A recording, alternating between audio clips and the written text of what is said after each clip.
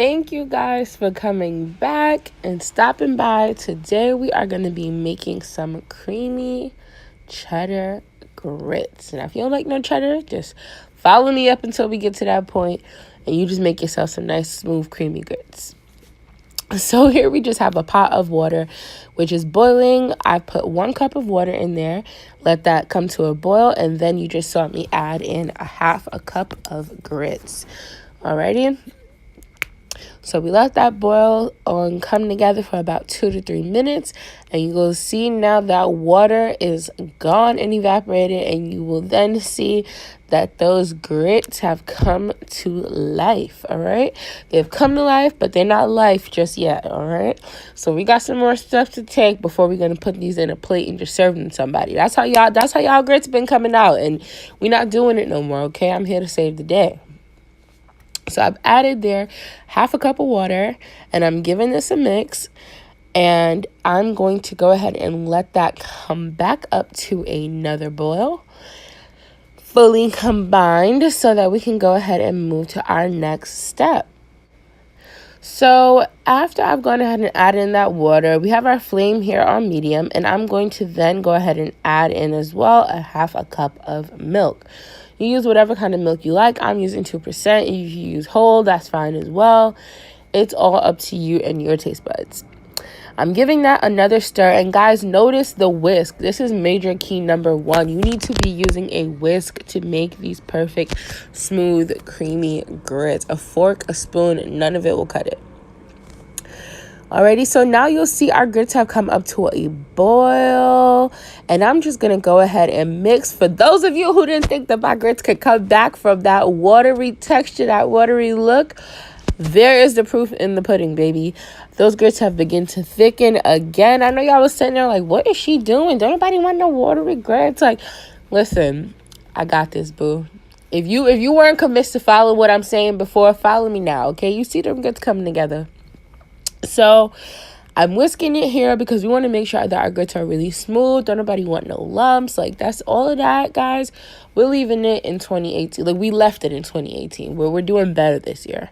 All right. So now I'm going to go ahead and I'm adding this final mixture to this, which is another 1/2 cup of liquid. But this time it's 1/2 water and 1/2 milk.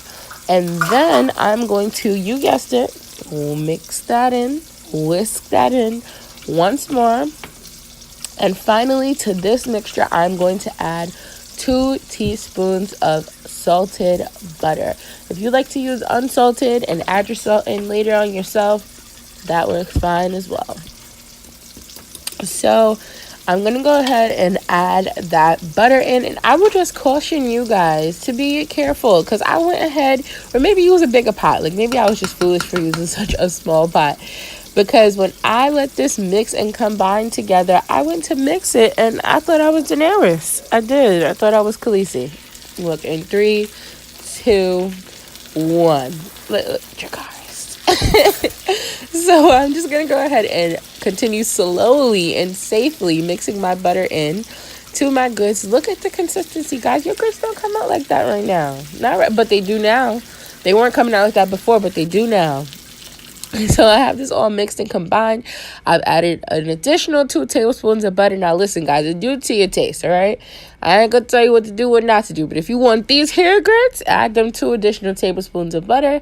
I've added in some coarse ground black pepper and some fresh sea salt. If you guys want to use regular iodized salt, what salt is salt, baby? Like, do your thing, all right? Do your thing.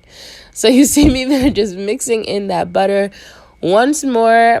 And then I am going to move over to finally, once I get that butter all in there and combined, I'm going to go ahead and grab my cheddar from the fridge. You can use whatever cheese it is that you like.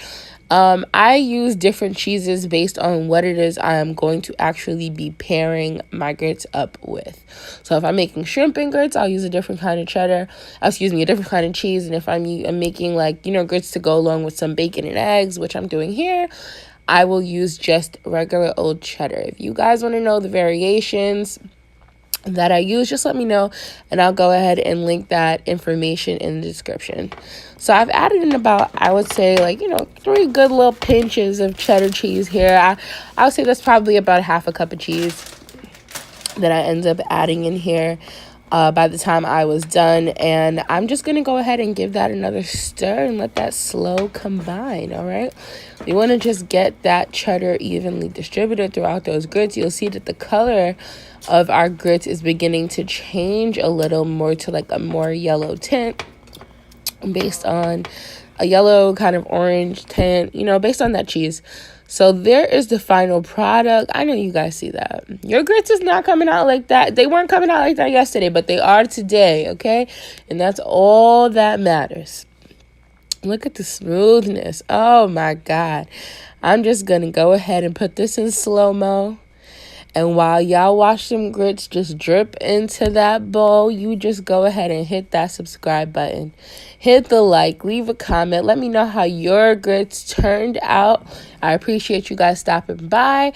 Also, let me know in those comments what kind of recipes you guys want to see. I cook a little bit of everything. So go ahead and drop a comment. Let me know what you want to see. Let me know what you thought about these grits. And as always, thank you for stopping by.